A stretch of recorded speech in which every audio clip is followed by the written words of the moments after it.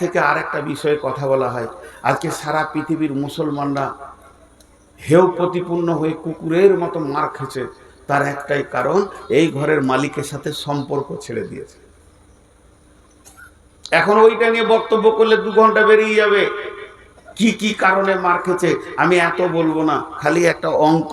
আপনারা শিক্ষিত মানুষ, আপনারা আমার থেকে অনেক দামি মানুষ, অঙ্ক করে নেন।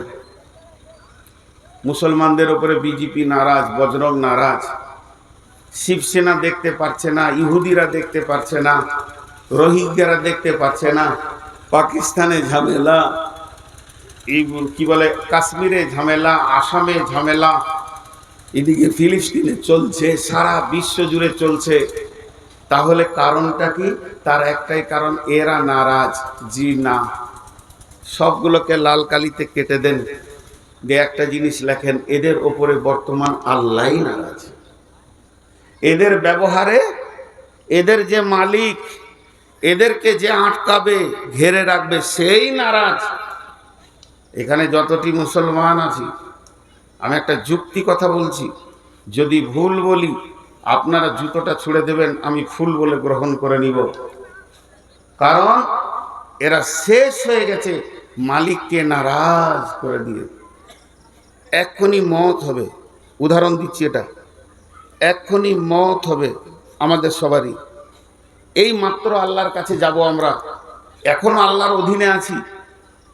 তো কেউ বুকে হাত দিয়ে বলতে পারবো একজন উঠে যে আমি 100%, 100-তে 100 দাবি রাখছি, আমার ওপরে আল্লাহ রাজি আছে, আমার আত্মাটাকে যখন আল্লাহর কাছে নিয়ে যাবে তো আল্লাহ খুশিতে হাসবে, এসেছে আমার গোলাম?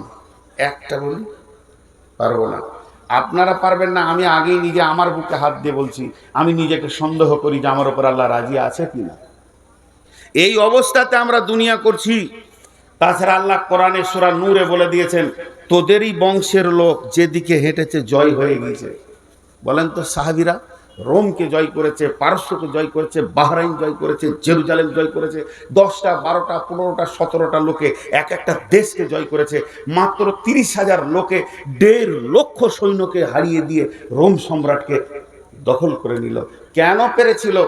আর আজকে 30,000 কেন, 50 কোটি ভারতে বাস করছি কিন্তু কিছু করতে পারছি না। তার একটাই কারণ, আমাদের কানেক্ট পার হাউসে কেটে গেছে আল্লাহর সঙ্গে। তো ওই ঘরটার সাথে সম্পর্ক বানাতে হবে। আল্লাহ তাবারক ওয়া তাআলা বলছেন, বিসমিল্লাহির রহমানির রহিম, ইন্নামা ইয়ামুরু মাসাজিদাল্লাহি মান আমানা বিল্লাহি ওয়াল ইয়াউমিল আখিরি ওয়া আকামাস সালাতা ওয়া আতাজ যাকাতা ওয়া লাম ইয়াখশা ইল্লাল্লাহ ফাআসা উলাইকা আন ইয়াকুনু মিনাল মুহতাদিন।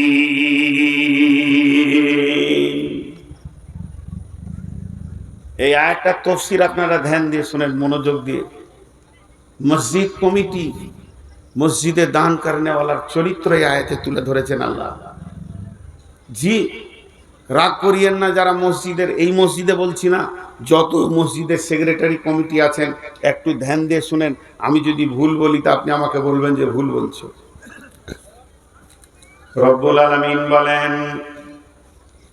নিশ্চয় আমার ঘরের দেখভাল করবে, আমার ঘরে তারা ভালাই চিন্তা করবে, প্রয়োজন হলে ভাঙবে, প্রয়োজন হলে করবে। এক কথায় আমি আল্লাহর ঘর পৃথিবীতে যত আছে ওরাই দেখাশোনা করবে, যাদের চরিত্রে 5খানা গুণ লুকানো আছে। যে মানুষটার ভিতরে 5টা গুণ পাওয়া যাবে, ওই লোকটা মসজিদের দেখভাল করবে। 1 নম্বরে মান আমানা বিল্লাহ, 2 নম্বরে ওয়া আকাওয়াল ইয়াউমিল আখিরি, 3 নম্বরে ওয়া আকামাস সালাতা 4 নম্বরে ওয়াতাস যাকাতা, 5 নম্বরে ওয়ালাম ইয়াখশা ইল্লাল্লাহ। শুধু দেখবে না, ওই মসজিদে তারা দান করবে, দানের টাকাও আবার রাখবে। একদিকে কমিটি হবে, আবার দাতা হবে। মসজিদটা ভাঙার প্রয়োজন হলে ভাঙবে, আবার মসজিদকে করবে। আমি আল্লাহর ঘরে যারা এই 5 গুণের মানুষ, তারাই দায়িত্ব নেবে। মাঝে একটা কথা জিজ্ঞেস করি, এটা যদি ঠিক মতো ব্যাখ্যা করি তো অনেকের গায়ে গা জ্বলবে। মাপ চাইছি, আমি ক্ষমা চাইছি, বিশেষ করে কমিটির কাছে, কিন্তু আমি ব্যাখ্যা করছি। আর যদি আপনারা মানা করেন তো করব না। মানে এখানে সব চরিত্রগুলো বেরিয়ে আসবে।